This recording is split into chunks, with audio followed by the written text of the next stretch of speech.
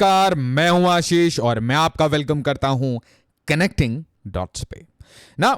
आपने कभी सोचा कि टॉप इंटेलिजेंस मतलब दुनिया की, ओहो, टॉम क्रूज, जेम्स बॉन्ड एक साथ मिलके और पूरी दुनिया पे ओपेड लिखते हैं और ज्ञान देते हैं, जॉइंट स्टेटमेंट देते हैं कि कैसे हमने दुनिया को बचा रखा है, व्लादिमीर पुतिन कैसे सबसे बड़ा खतरा है पूरी दुनिया के लिए, यूक्रेन में हम कैसे जीत रहे हैं और गाजा में हम कैसे शांति फैला रहे हैं। विरोधाभास ही है इसमें, सिर्फ विरोधाभास है। और इसमें सबसे मतलब कॉमेडी से शुरू करते हैं तो Russia, China, Iran trying to influence. हाँ भाई, नवंबर के इलेक्शन में ये लोग कुछ कर रहे हैं, ऐसा कह रहे हैं इंटेलिजेंस ऑफिशियल्स। ये इनसे आर्टिकल क्यों लिखवाया, मुझसे पहले थे, एक साल पहले ही बता देता मैं ये खेलने वाले हैं। और मैं आपको ये भी बता रहा हूँ कि भारत भी खेलेगा, आपने हमारे में खेला तो हम भी आपके में खेल रहे हैं, है ना। और आपको ये भी पता होना चाहिए कि हम किस साइड से खेल रहे हैं, है ना। ये भी आपको पता है कि वी रियली लाइक बाइडेन साहब, कमाला हैरिस, उसको बहुत सपोर्ट कर रहे हैं हम। भारतीय बहुत तगड़े तरीके से सपोर्ट कर रहे हैं। व्लादिमीर पुतिन ने भी कह दिया है कि वो बहुत पसंद करते हैं हैरिस को, और इलॉन मस्क ने भी कह दिया कि हैरिस बहुत अच्छी प्रेसिडेंट होंगी। एनी विच वे ना, ये है विलियम जे बर्न्स के डायरेक्टर। अरे भाई, कितनी मूवी देखी है, इनकी शक्ल वैसी स्मार्ट तो नहीं लगती, मूवी में तो ऐसी शक्लें दिखाई थी। मैंने भी यही एक्सपेक्टेशन रखी थी कि भाई चिजल्ड फेस होगी, ऐसा थोड़ा मतलब एक लुक आएगा, वो स्पाई वाला लुक आएगा, बट ये तो इज़ अ नॉर्मल ब्यूरोक्रेट और डायरेक्टर हैं। और दूसरे साइड से आ जाते हैं वही इनके दूसरे भाई MI6 रिचर्ड मूर। वेरी गुड, इन्होंने जो काम किया है, मतलब मैं आपको बताता हूँ, इनको सबको जैसे बोलते हैं ना, एक ग्लोबल गोल्ड मेडल कुछ ऐसा अवार्ड्स होना चाहिए इनके लिए, नोबेल पुरस्कार, सारे इनको मतलब नवाजो, क्योंकि एक एक सेक्टर में इन्होंने जो काम किया, पहला काम देखिए इन्होंने कितना अच्छा किया, खुद ही बता रहे हैं।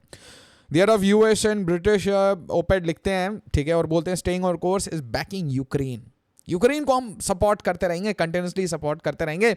और इसमें US कह रहा है कि भाई ज़ेलेंस्की को क्या चाहिए पता है आपको? ज़ेलेंस्की को चाहिए ऐसे मिसाइल्स जो कि we can hit deep inside Russia. हमें पुतिन के एकदम मॉस्को में जाके अटैक करना है, राइट। और उसके बाद उनके ऊपर स्टेटमेंट आ जाता है कि लॉयड ऑस्टिन, डिफेंस सेक्रेटरी, एक तरीके से डिफेंस मिनिस्टर, पेंटागन चीफ, कहते हैं कि भाई ये सब बातें तो ठीक है, अब थोड़ा ना सीज फायर सोच लो, ठीक है।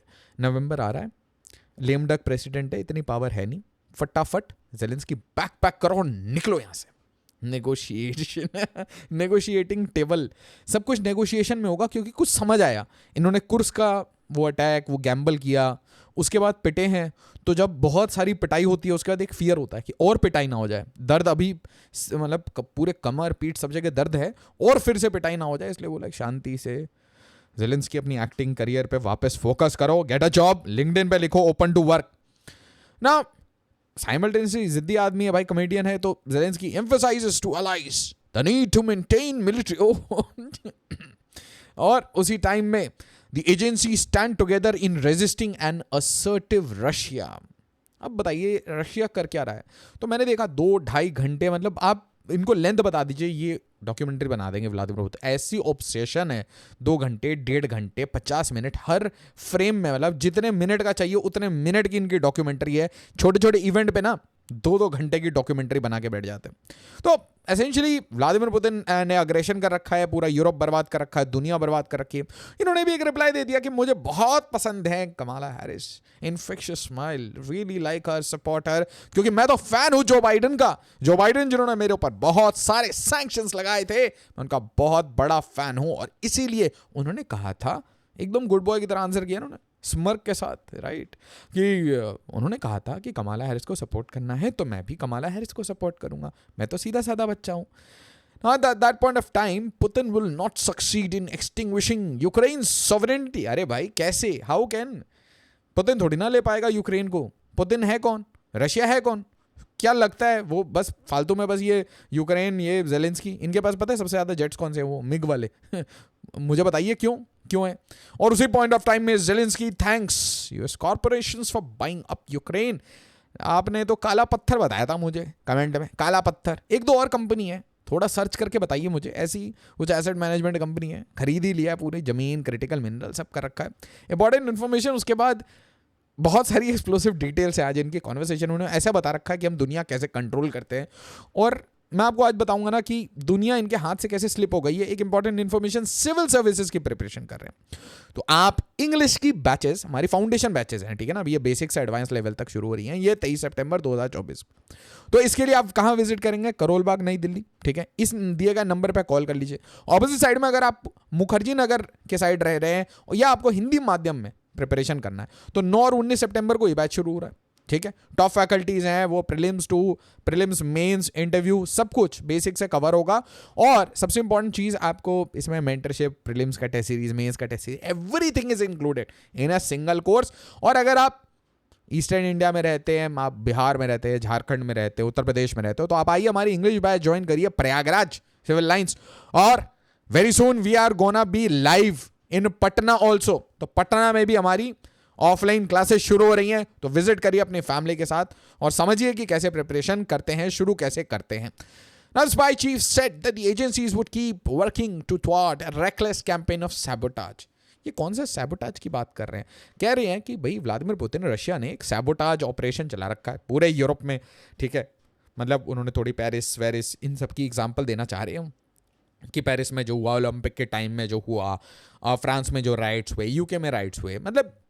और हाँ, मैं तो कहूंगा कि दोनों को मैं कॉन्ग्रेचुलेट करना चाहूंगा कि कैसे उन्होंने पीस स्टैब्लिश करके रखा है यूके में। जैसे ही लिबरल्स के हाथ में सत्ता ही, देखिए कितनी बढ़िया माहौल हो गई है, माहौल एकदम सुधर गया वहां का।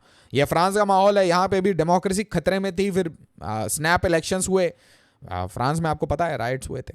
उसके बाद FBI डोजियर रिवील्स पुतिन्स सीक्रेट्स कुछ नहीं हुआ तो इस बंदे का नाम लगाओ, कुछ नहीं अगर जब काम होता ना, चाहे आपकी फेलियर होगी तो ये डोजियर एक लीक कर देंगे, एक निकाल देंगे, सीक्रेट डॉक्यूमेंट सेज, ठीक है, अपने मन से।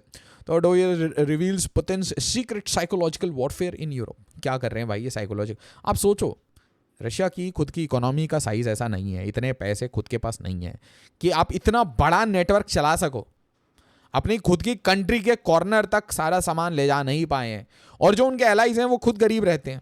आप देख लो ना, क्यूबा को देख लो, सब गरीब हैं, वेनेजुएला क्राइसिस में रहते हैं, क्योंकि खुद की कंट्री के पास इतने पैसे नहीं है कि अपने एलाइज को खुश रखें। बट हाँ, डॉक्यूमेंट में तो ऐसा लगता है कि भाई is a combination of James bond plus, है ना, James bond plus Tom cruise, ठीक है, वो मिशन इम्पॉसिबल वगैरह सब कुछ ऐड इसमें कर दिया है। Now man surrenders and confesses to Germany. Germany में क्या हो गया था? सोलिगन में क्या हुआ था? वही नाइफ अटैक जिसके कारण यूके में दंगे हुए थे। आप समझ रहे हैं? और ये दंगे, अब इसमें लोग बोलेंगे धर्म वर्म का है, कलर ऑफ स्किन का। मैं आपको कह रहा हूं ये एंटी इमिग्रेशन है। भारत के किसी मूल से हो, किसी कास्ट से हो, कोई फर्क नहीं पड़ता उनको। आपके हम वो देख के ही हम उनके जैसे नहीं लगते। वो हमारे पे, आप उनकी राइट विंग समझते नहीं हो, उनकी राइट विंग अलग लेवल पे चलती है, चमड़ी के कलर पे सारा गेम है उनका।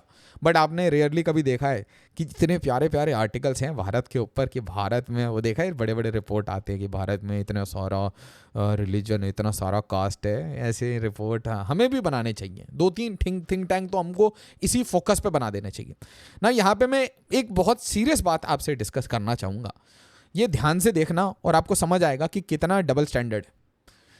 Germany shuts blue mosque and bans Shia group for extremism. Statement देख लो, शिया ग्रुप फॉर एक्सट्रीमिज्म। अब मैं आपको बताता हूँ, एक तरीके से ना एनाथेमा बना दिया है, ठीक है। क्यों पता है? MBS के साथ दोस्ती है, सऊदी अरेबिया के साथ दोस्ती है, GCC के साथ दोस्ती है, बट जो शिया पावर है ईरान, उसके साथ दोस्ती नहीं। तो शिया कोई भी पावर है, कहीं पे भी है, वो किसी भी कंट्री में जाके माइग्रेट भी कर चुकी है, सेटल डाउन भी हो चुकी है, मॉस्क बनाती हो तो उसके ऊपर भी क्यों? तो आप समझो इंडायरेक्टली ये बोलना क्या चाह रहे हैं, शिया ग्रुप को जोड़ दिया ना, मॉस्क को, शिया ग्रुप को एक्सट्रीमिज्म के साथ जोड़ रहे हैं। आप समझ रहे हो रीजन? समझ रहे हो क्यों? क्योंकि बोलेंगे वही कि जुड़े हुए हैं ये हिजबुल्लाह के साथ, और हिजबुल्लाह किसके साथ जुड़ा हुआ है? ईरान के साथ। बट आप देखोगे कि ऐसे अगर रेड होंगे तो वो अक्रॉस द बोर्ड होंगे, हर जगह होंगे। तो फिर वो उसमें शिया की क्या बात आती है? उसमें तो फिर सब जगह मिलेंगे। तो ऐसे रेड आप कभी देखोगे सऊदी ओरिएंटेड या कतर ओरिएंटेड मॉस्क पे नहीं होंगे। तो यहां पे भी मतलब पॉलिटिक्स का गेम है, यहां पे भी डिवीजन का गेम है। उसके बाद देखिए जर्मनी में नाइफ अटैक होता है, ये वाला सोलिगन वाला। उसके बाद क्या होता है? उससे पहले क्या होता है? उससे पहले ही हो रहे थे, शट डाउन हो रहे थे मॉस्क, ठीक है। उसके बाद क्या करना शुरू करता है जर्मनी? वही जर्मनी जिसकी एंजेला मर्केल दरवाजा खोल के बैठी थी और ओपन डोर पॉलिसी पूरे यूरोप को एक मिक्स्ड रेस, मिक्स्ड कल्चर, सब कुछ बना देना था। क्या हो गया आज यूरोप का? हर जगह राइट क्यों हो जाते हैं हर छोटी बात पे? ठीक है, कहाँ गई डेमोक्रेसी, कहाँ है फ्री स्पीच? मतलब मैं तो ये कह रहा हूँ कि हमारे जो जर्मन भाई हैं, उसका एक इंस्टीट्यूट का बड़ा उसने समझाया था मेरे को, क्या था वो, भूल ही गया मैं तो। अरे हाँ ना, वीडम वीडम वीडम के पास इतनी अकल थी कि उसने बिना इंडिया विजिट किए हुए, बिना इंडिया की डाइवर्सिटी समझे हुए, स्टेट समझे हुए, मतलब मैं आपको बहुत ऑनेस्ट कहता हूँ, मैं अपनी लाइफ में 5 स्टेट में रहा हूँ, 5 स्टेट्स में, और मैं आपको बता रहा हूँ कि अगला नया स्टेट जाऊँगा ना, 1 साल तो एडजस्ट करने में लग जाता है, समझ आने में कि कैसे चीज़ें चलती हैं। स्टेट में चीज़ें चेंज हो जाती हैं, डिस्ट्रिक्ट में चीज़ें चेंज हो जाती हैं, बट हाँ, एक लैपटॉप खोल के और मैकबुक खोल के बढ़िया मैं गूगल करके और ये बता सकता हूँ कि कहाँ कहाँ डेमोक्रेसी कहाँ नहीं है, और फिर एक इंडेक्स बना के उसको पब्लिश कर सकता हूँ। और फिर हमारे अंदर वो है आज भी, वो जो बोलते हैं ना वाइट मैन्स बर्डन, तो हमारे माइंड में भी वो बर्डन है कि यार पढ़ना तो उन्हीं का रिपोर्ट है, ठीक है, और हमने इसके ऑल्टरनेटिव भी तो नहीं बनाए। ऐसा भी हो ना कि ये सेम न्यूज़ मुझे किसी अपने लोकल अखबार से मिलना शुरू, वो इतना रिसर्च करके बैठे, इतनी इन्वेस्टमेंट करे, नहीं है। वो साइज ऑफ इकोनॉमी की ही प्रॉब्लम है, कुछ नहीं है। ये अल जजीरा क्यों है? क्योंकि कतर के पास गैस का पैसा है, समझ गए आप? तो पूरी कहानी यहीं पे आ जाती है कि वीडम ने बनाया था, बोल दिया था भाई कि वीडम इलेक्टोरल ऑटोक्रेसी है। मैं तो ये कह रहा हूँ ये जर्मनी क्या कर रहे हैं? ये रिलीजियस इंटॉलरेंस है, मार्क्स कम करो इनके। क्या कर रहे हैं ये लोग? ये डिपोर्ट कर रहे हैं अफगान को, डिपोर्ट कर रहे हैं, रेशियल प्रोफाइलिंग कर रहे हो आप, डिपोर्ट इनको वीडम में कम करो 5 मार्क्स फटाफट, इनके कम होने चाहिए मार्क्स। देखो ये गलत बात है। फिर ये पीस है, ये कहाँ की हालत है? फ्रांस की। मार्क्स करो 12 मार्क्स कम करो। यूके में तो डेमोक्रेसी खतरे में, 2 वीडियो बनाओ फटाफट। ये है ना हमारे, एक तो ऑनलाइन देशभक्त हैं और एक वो है जर्मन भाई, तो इनको बोलो फटाफट भाई। पर उनको फोकस होता है कि वो जहर वाली बात करें, वो अपने कि भाई वो उसके ऊपर जहर का केस चल रहा है, सांप के जहर का, ये सब है ना। अक्ल वाली बात पे आके डिबेट करो ना, खुद खुल के बात करो ना। गाजा के ऊपर बात करके दिखाओ जरा। मैं तो चैलेंज करता हूँ, गाजा के ऊपर बोलो कि वो जो तुर्की का स्टेटमेंट है वो रिपीट करके देना एक बार ना। बहुत इंपॉर्टेंट इंफॉर्मेशन। फिर कह रहे कि चाइना, अब अचानक से चाइना पे आ गए कि चाइना ही प्रॉब्लम है, चाइना पे ध्यान देना पड़ेगा। तो इतने दिन से क्या कर रहे थे? सारा पैसा उठा के चाइना ने डाला। चाइना ने मैन्युफैक्चरिंग करके, तुम्हारी 23% जीडीपी है, वो 17% पे पहुंच गया है। और अभी तो वो दिखा भी नहीं रहा पूरी जीडीपी। उसकी हालत भारत जैसी है। बहुत सारा अनअकाउंटेड है अभी पड़ा हुआ, बहुत सारा करप्शन का पड़ा हुआ है, बहुत सारा इनफॉर्मल सेक्टर में है, वो फॉर्मलाइज करके अभी 30% पे। भैया आप किस भ्रम में रह रहे हो? ये स्टॉक मार्केट के वैल्यूएशन लेके बैठे रहो, ठीक है, ट्रिलियंस ऑफ डॉलर्स, अपनी पूरी इकोनॉमी बंद करके बैठा है, आपको हवा नहीं है वहां क्या चल रहा है? कहां है आपका बिग टेक? अरब स्प्रिंग तो वहां पे हो पाता है ना जहां पे ये चलता है। करो एक सीनो स्प्रिंग चला के दिखा दो। वेनेजुएला में कर सकते हो, क्यूबा में कर सकते हो, चाइना में कर सकते हो, करो ना यार, ट्राई। नहीं कर सकते। और उसके बाद इन तीनों की जो तिगड़ी है इसको तोड़ पाए? नहीं तोड़ पाए। आपके इतने पक्के दोस्त हैं क्या? आपके इतने पक्के दोस्त हैं जो आपने दोनों ने डंका जो बजाया है, दुनिया में डंका बज रहा है आप दोनों कंट्रीज का, इतनी बढ़िया आपने आर्टिकल्स लिखे हैं, उसके बाद कह रहे हम तो सीज फायर कर रहे हैं, सीज फायर, शांति स्थापित कर रहे हैं। हमारी सिर्फ एक ही कोशिश है कि नो मोर सिविलियंस, नथिंग, नो वायलेंस, ऐसा कुछ नहीं होना चाहिए।